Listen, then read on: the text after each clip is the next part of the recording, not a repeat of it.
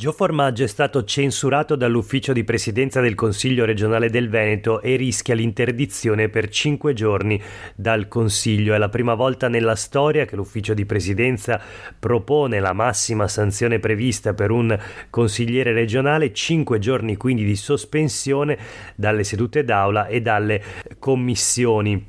Questa è la proposta dell'ufficio di presidenza. Il Consiglio regionale dovrà votarla martedì prossimo con voto segreto e in seduta altrettanto segreta.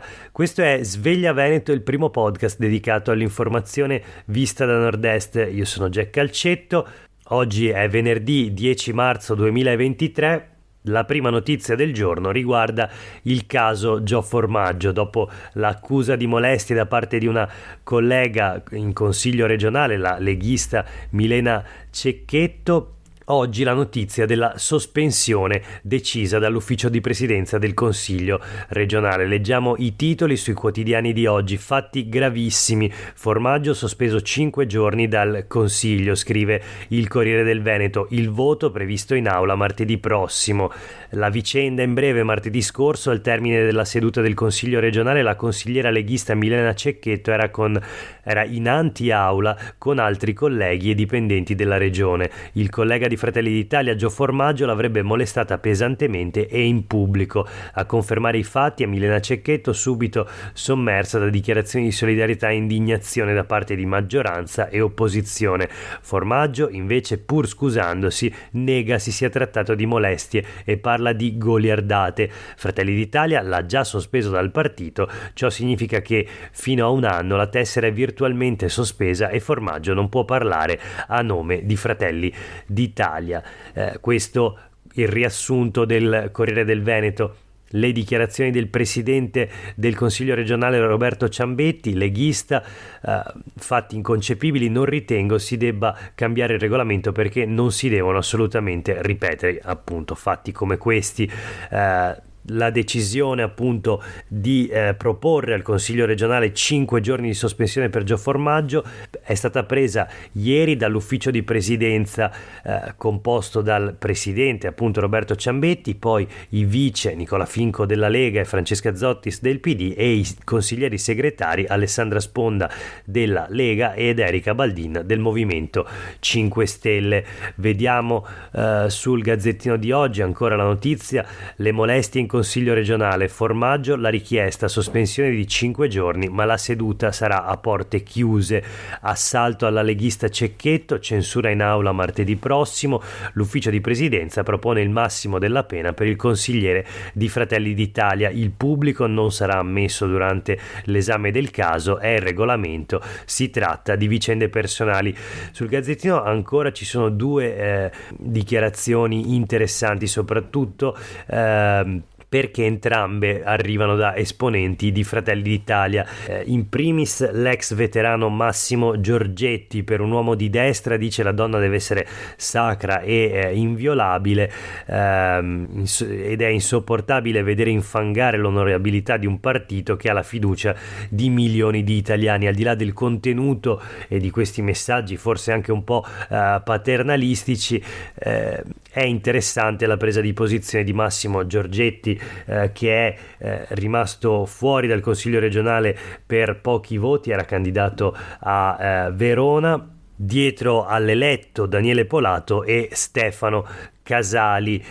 Massimo Giorgetti, veronese, esponente di Fratelli d'Italia, è stato eletto consigliere regionale ininterrottamente dal 1995 al 2020, quindi un uomo della destra con una lunga esperienza nelle istituzioni. L'altra presa di posizione molto forte sulle pagine del Gazzettino da parte di un altro esponente di Fratelli d'Italia è quella del coordinatore regionale del partito, Luca De Carlo, che dice: ci rimettiamo alla proposta di Ciambetti, cioè quella dell'ufficio di presidenza della sospensione di 5 giorni.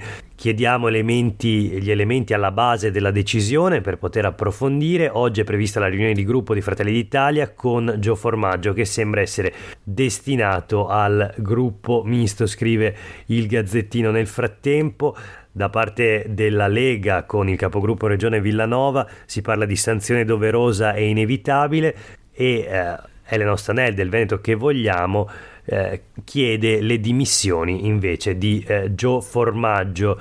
Sulle pagine dei quotidiani del gruppo Gedi, da questo punto di vista, c'è l'ipotesi forse fantasiosa ma sicuramente più interessante da questo punto di vista, e cioè un retroscena firmato da Enrico Ferro in cui si dà conto di una ipotesi che sta circolando addirittura all'interno di Fratelli d'Italia, e l'ipotesi è quella delle dimissioni di Elena Donazzan. Ma allora cosa c'entra Elena Donazzan, assessora regionale all'istruzione, in tutta questa vicenda? Ebbene, lo spiega bene il giornalista del quotidiano del gruppo Gedi. Dice: rinunciando alle deleghe, Donazzan tornerebbe ad essere una semplice consigliera e il suo ritorno tra i banchi del Ferrofini, cioè del Consiglio regionale, innescherebbe l'uscita di Joe Formaggio. È un meccanismo piuttosto complicato della legge elettorale veneta, che prevede che una volta nominati gli assessori perdano il loro posto in Consiglio regionale, facendo subentrare appunto in questo caso ad esempio Joe Formaggio, che era secondo in lista dopo Elena Donazzan.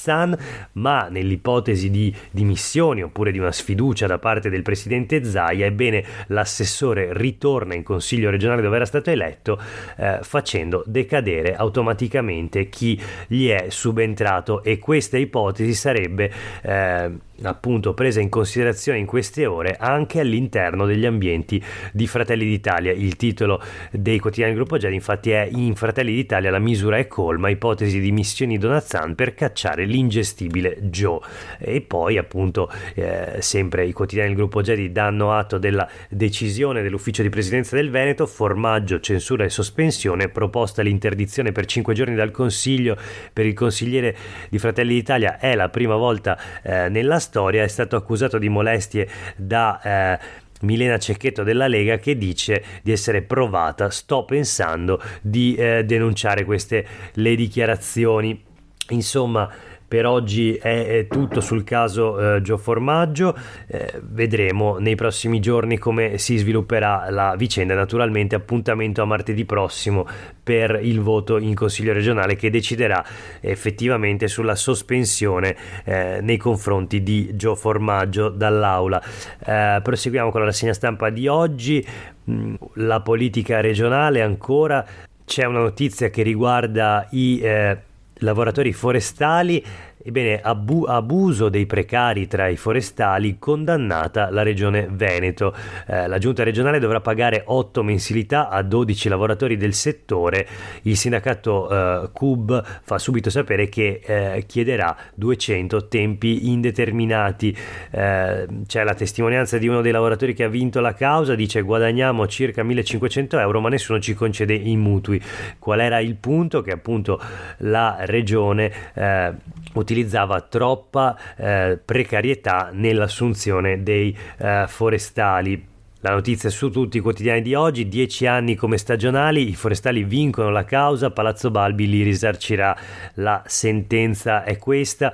Abbiamo chiesto la stabilizzazione dei contratti di lavoro degli 11 operai forestali, dichiara l'avvocato. Questa è la notizia sul Corriere del Veneto. Ancora sul Gazzettino: forestali troppo precari, la regione condannata a risarcire 180.000 euro. Il sindacato CUB, anche qui le sue dichiarazioni erano ostaggio di contratti a tempo determinato. La giunta regionale nel frattempo a Palazzo Balbi fa sapere che sta valutando se impugnare la sentenza, che peraltro è stata emessa dalla Corte d'Appello di Venezia, quindi una sentenza già in secondo grado. La condanna quindi a risarcire i 12 operai forestali per abuso di precariato per un importo complessivo che supera i 180.000 euro. Pensate, c'è chi andava avanti con questa tiritera da 22 anni, chi da 14, chi da 10, licenziati e riassunti ogni anno. Non c'entrano nulla le piattaforme o il lavoro somministrato in questi casi, perché si tratta di dipendenti della regione Veneto, forestali, operai specializzati, gente abituata ad avere a che fare con fossati, argini, taglio e piantumazione di alberi. Il loro lavoro naturalmente è fondamentale. In Veneto ce ne sono circa 500, metà dei quali assunti a tempo indeterminato. E se in passato avevano fatto scandalo le assunzioni di forestali nella regione Sicilia per quantità e numeri molto più alti, ebbene è altrettanto incredibile che una regione come il Veneto faccia utilizzo così disinvolto di contratti precari, così disinvolto e anche con abusi secondo quanto stabilito dai giudici. Ancora una notizia sulle pagine del Corriere del Veneto: si parla del divieto di fumo nei luoghi pubblici all'aperto, ed è interessante l'articolo di Michela Nicolussi Moro che racconta come dal Veneziano a Verona ci siano tanti comuni che già vietano il fumo all'aperto. Il Veneto di fatto ha anticipato il diktat annunciato dal ministro Schillaci l'anno scorso. Per esempio, il comandante della polizia locale di Verona spiega che sono state elevate 10 sanzioni da 50 euro a cittadini che fumavano nei parchi gioco, ed è la gente ad avvertire i vigili urbani. A Vicenza e al Vaglio il divieto nei parchi, fuori dalle scuole, sotto i porticati dei musei, alle fermate degli autobus e dei taxi, nei cimiteri e negli stadi. Ma nella regione sono tanti gli esempi virtuosi, come ad esempio i comuni di Campolongo Maggiore, Chioggia, Dolo, Fiesso d'Artico, Fossò, Mira, Milano, Noale e Salzano, che hanno sottoscritto assieme all'ULS Serenissima un manifesto per rendere smoke free parchi e aree verdi pubbliche per l'infanzia, gli arenili, le fermate del trasporto pubblico locale, le zone prospicienti le scuole, viali e luoghi storici. Insomma, molti comuni che già hanno fatto passi avanti nei divieti di fumo all'aperto. L'ultima notizia di oggi riguarda invece la montagna, in particolare il turismo invernale. Sci, un'altra stangata all'orizzonte, il costo dello ski pass salirà dell'8%. La notizia sui quotidiani del gruppo Gedi: Dolomiti Superski ha già definito i rincari per la stagione 2023-2024 per giornalieri e plurigiornalieri. Quest'anno sulle piste fino a dopo Pasqua si potrà sciare appunto, ed è boom di presenze con il 15% in più di passaggi. La notizia anche sul Gazzettino di oggi: Dolomiti Superski, Covid ormai superato, aumenti dell'8% il prossimo anno. La stagione della ripresa sta chiudendo con saldo positivo anche rispetto al 2019, quindi veramente il Covid è stato dimenticato. Adeguamento dei prezzi per il pass giornaliero, sconti per gli acquisti online. Le prime piste saranno aperte salvo deroghe il 25 novembre, si potrà sciare fino al 7 aprile 2024. Trenitalia sta studiando la possibilità di replicare il treno della neve anche su Cortina. Per oggi è davvero tutto, grazie per aver ascoltato questa puntata di Sveglia Veneto. A tutte e tutti voi una buona giornata e un buon fine settimana. Questo podcast torna lunedì mattina come sempre con le notizie dal nord-est.